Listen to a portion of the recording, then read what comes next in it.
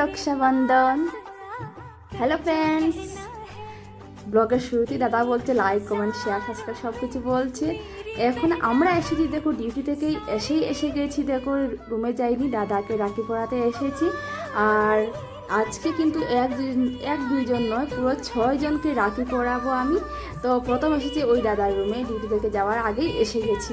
তো আগে বলছি দাদাকে ডিউটি থেকে রুমে যাওয়ার আগে এসে গেছি, আগে দাদাকে রাখি পরিয়ে দিই। দাদা কি মজা করছে। আর আমি আসল কথা হলো ভাবতেই পারিনি যে বাড়িতে আমি আমার অনেকটা ভাইকে ফেলে এসেছি বেঙ্গালুরে।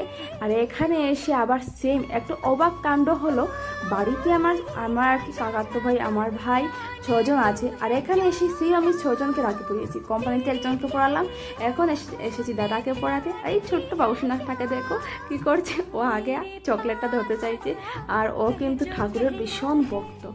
তো দেখো আজকে রাখি পরাতে এলাম দাদাকে, কারণ দাদার কোনো বোন নেই, তাই বললাম আমরা দাদার বোনে আর কি হয়ে যাই। তো আমি আর মনীষা এসেছি, তো আমরা দাদার আশীর্বাদ নিচ্ছি, দাদাকে রাখি পরিয়ে দিচ্ছি। আর দাদা বলছে তোমাদেরকে যে কী আশীর্বাদ দেবো। আমি বললাম তুমি শুধু মন দিয়ে যা আশীর্বাদ দেবে তাই হবে। তো এসে গেছি দাদার রুমে, দাদাকে আর কি রাখি পরিয়ে দিলাম। রাখি পরিয়ে দেওয়া শেষ হওয়ার পর দেখো এরা কী করলো, আমাদের লেট হচ্ছে। আর এরা দেখো পুরো আর কি দই দিয়ে ফুচকা দিয়ে, এটা কিন্তু আমি ফার্স্ট টাইম খাচ্ছি। তো এখানে দেখো মঙ্গলি তো আমাদের কোম্পানির, আমরা একসাথে কাজ করি। তো মঙ্গলি দেখো এখানে এটা রেডি করছে। প্রথম ফুচকার মধ্যে একটু মাখা দিল, আলু মাখা, তারপর দিল দই, তারপর সস, তারপর একটু ভুজিয়া, তারপর জলে ভিজিয়ে একদম রেডি করে নিল দহি ফুচকা। তো এটা সবার আগে আমার মুখে একবার দিল। আমাদের লেট হচ্ছে, কিন্তু এরা অনেক ভালোবাসা দিচ্ছে যে এখান থেকে যাব কীরকম, এগুলো সব কিছু ফেলে রেখে। তো এখান থেকে আবার তাড়াতাড়ি চলে এসেছি আমরা, কারণ আরও অনেক জায়গায় যেতে হবে। আরও ভাই আছেন সবাইকে, তো ওরাও আমাদের সাথে টাটা বাই বাই বলছে। আর আমরা দেখো মনীষা আমি দৌড়ে আর কি এখান থেকে চলে যাচ্ছি। রুমে এসে দেখি আরেকজন দাদা ওয়েট করছে যে রাখি পরবে। তো কত ভাগ্য হলে এরকম পাওয়া যায় দাদা।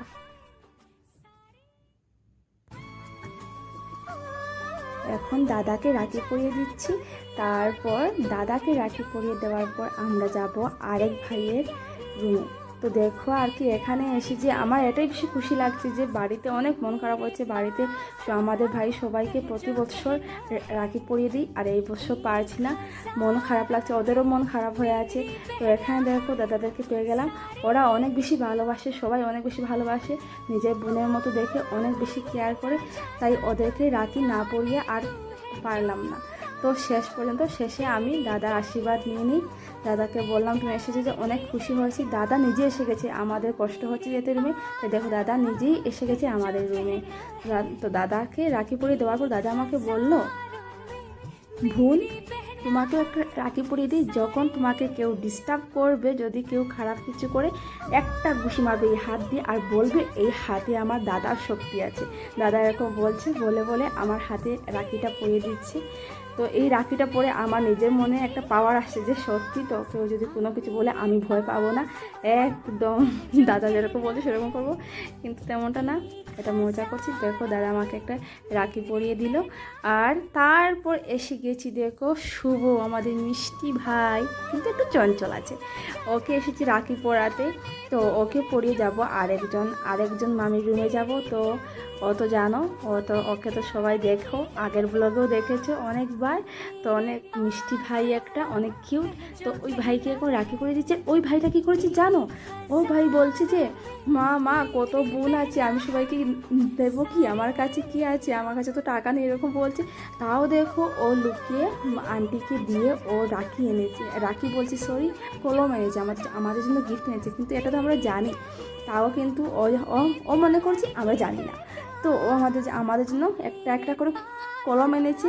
এটা শুনে আমার অনেক বেশি ভালো লেগেছে, কারণ ভাইটাও ভাবছে, এত ছোটো বাচ্চা হয়ে ভাবছে যে বোনকে কিছু দিতে হবে। তো এখন ভাইটাকে রাখি পরিয়ে দিলাম, ও দারুণ খুশি হয়েছে। আর দেখো আমাকে প্রণাম করার জন্য পুরো কিছু বলবো, অনেক খুশি লাগছিল। আর ও আমাকে বলছিল তুমি এখন চোখ বন্ধ করে রেখে আমাকে দেখো কলমটা দিয়েছে আর আমাকে পাপ্পিও দিচ্ছে। অনেক বেশি খুশি লাগছে সবাইকে রাখি পরিয়ে দিয়ে। আর ভাইটা তো দারুণ খুশি হয়েছে, হাত দেখাচ্ছে যে ওর কতটা রাখি হয়েছে, ও পুরো খুশি হয়ে গেছে।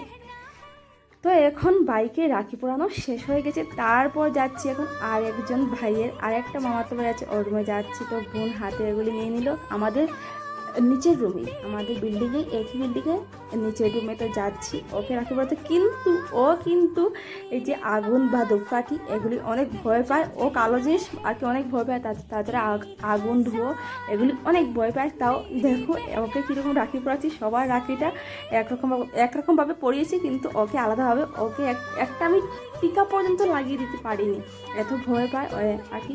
ভাইটা একটু কথা কম বলতে পারে, তাই অনেক খারাপ লাগে।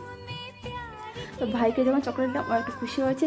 তারপর এসে গেছি, সময় নেই, কারণ রাত্র হয়ে যাচ্ছে, রুমে এসে রান্না করবো। এখন যাচ্ছি আরেকজন মামির রুমে, লাস্ট একজন ভাই আছে, একটা ভাই আছে, ওকে পড়ে দেবো। ও অনেক সময় থেকে ওয়েট করছে আমাদের জন্য।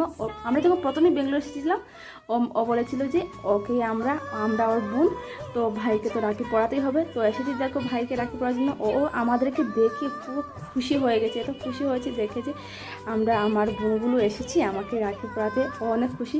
আর খুশিতে দেখো ও পুরো ইমোশনাল হয়ে গেছে, ওর চোখে কান্না এসে যাচ্ছে। আমি বললাম ভাই তুমি খুশি? ও বলছে হ্যাঁ খুশি, এরকম বলছে, অনেক খুশি হয়ে গেছে। তো আমরা ভাইকে রাখি পরিয়ে দিচ্ছি। আর আজকে ব্লগটা রাখিতেই শেষ। সবাইকে রাখি পরাতে আমাকে আর কি দাদারা কি করেছে জানো, আমাদেরকে অনেক গিফট দিল, চকলেট বক্স দিল, তারপর টাকা আর কি না বলা সত্ত্বেও তাও দিল। বললো যে না এটা হলো ভাইয়ের তরফ থেকে একটা ছোট্ট একটা ভালোবাসা বলে, এরকম দিল। তো আজকের ব্লগটা বন্ধুরা এখানে শেষ করে নিচ্ছি। সবার ভালো লাগলে লাইক কমেন্ট শেয়ার করবে, আর আমার চ্যানেলটিকে সাবস্ক্রাইব করে আমার পাশে থাকবে, আর ফেসবুক থেকে দেখলে ফলো করে নেবে। তো বন্ধুরা আজকের ব্লগটা এখানে শেষ করছি। সবাই ভালো থাকবে, সুস্থ থাকবে, সবার ভাই বোনকে নিয়ে সুস্থ সবল থাকো।